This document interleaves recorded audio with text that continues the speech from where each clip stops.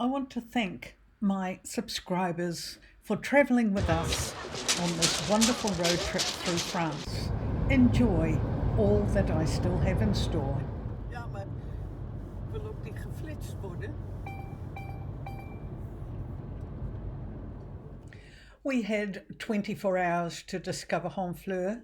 It was a stepping stone to the rest of our journey, but we certainly were glad that we took this opportunity to discover its beauty.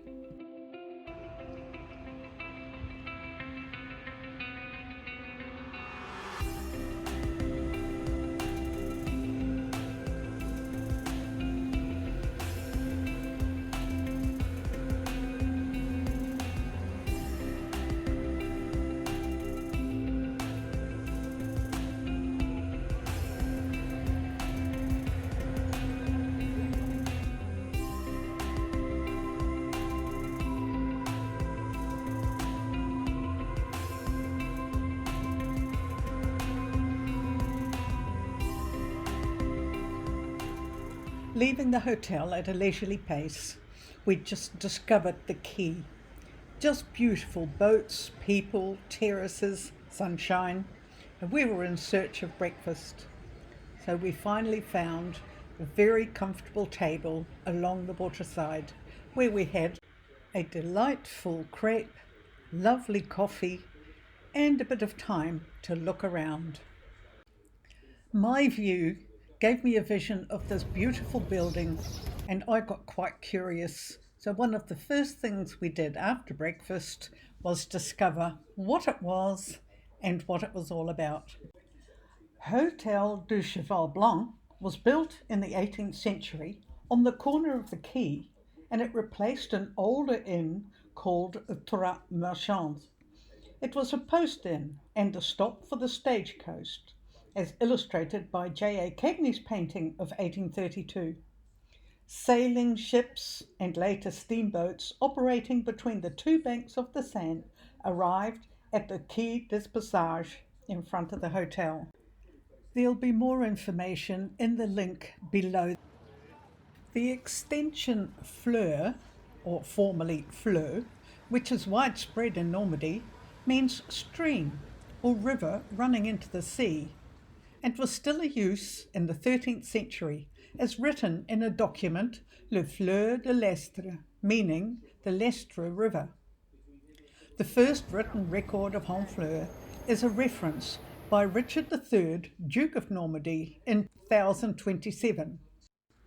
Its history is as rich and colourful as the city itself.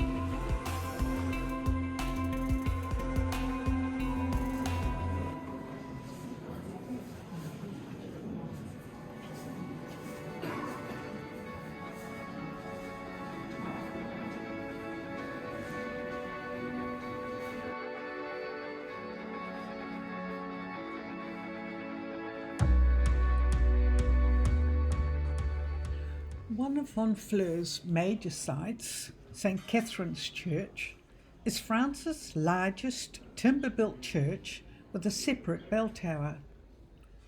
St Catherine's Church was built in the town's eponymous quarter during the second half of the 15th century. It replaced the former stone-built church, destroyed in the Hundred Years' War. With the limited resources available at the time, the local inhabitants used wood from the nearby forest as a principal raw material, and they applied their naval construction skills. This explains the church's remarkable architecture, entirely made of wood. It is in the shape of an overturned double hull.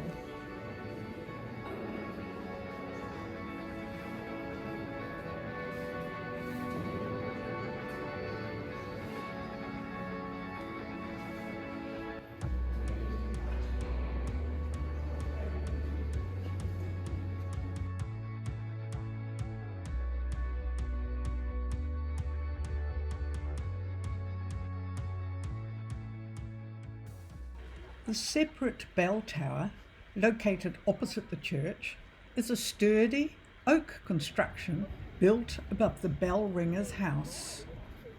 As an annex to the Eugene Baudin Museum, it is open to visits and houses religious works. It was extremely busy around this area, and there were a number of tourist groups with guides, so we didn't go into the museum. We knew that Honfleur had a lot more to offer, so off down the steps and down the alleyways we went.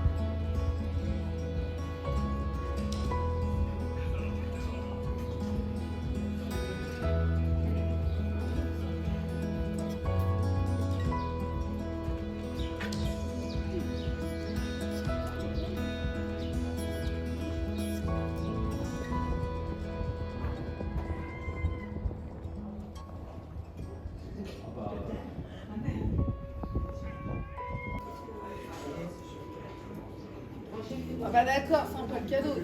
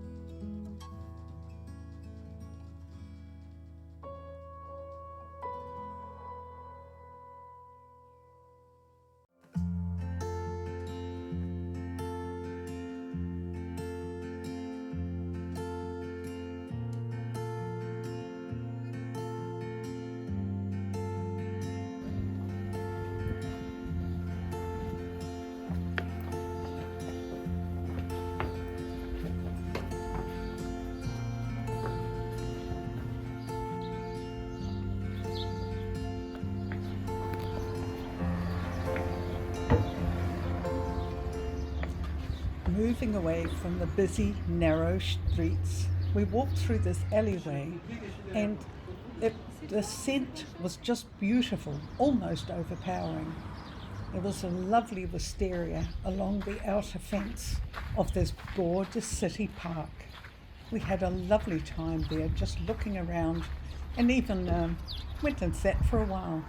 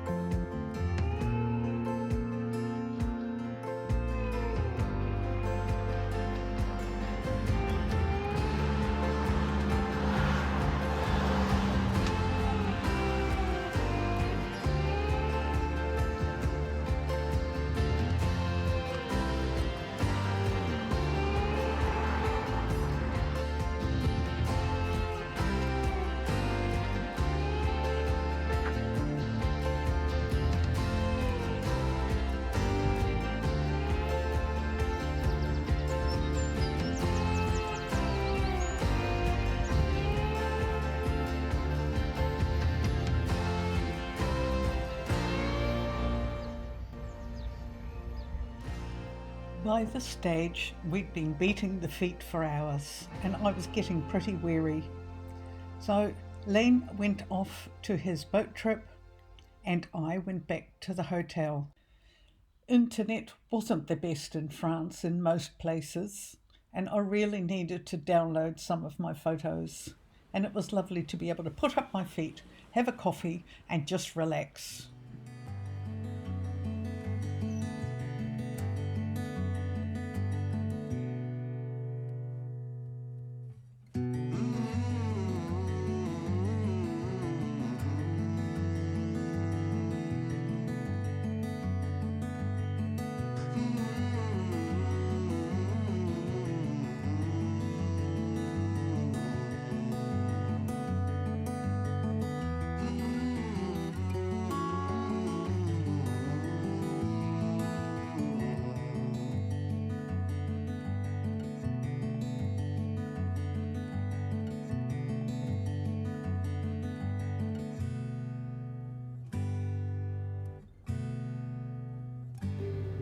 Ils ont pas fait attention. Vous connaissez quoi le secteur, hein, ils sont restés sur ces...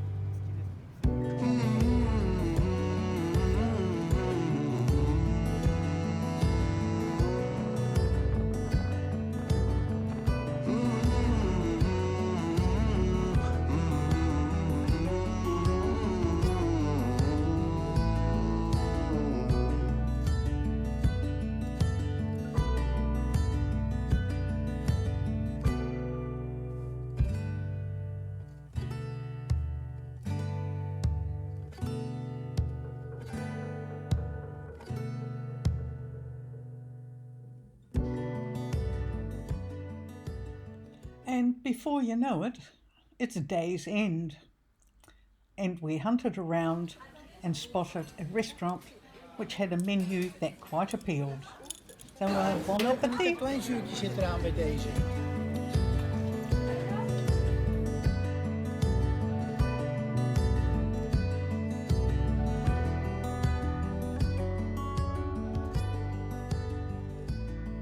I hope you enjoyed our visit to Honfleur, and if you'd like to see more of our road trip, feel free to subscribe and help my channel grow.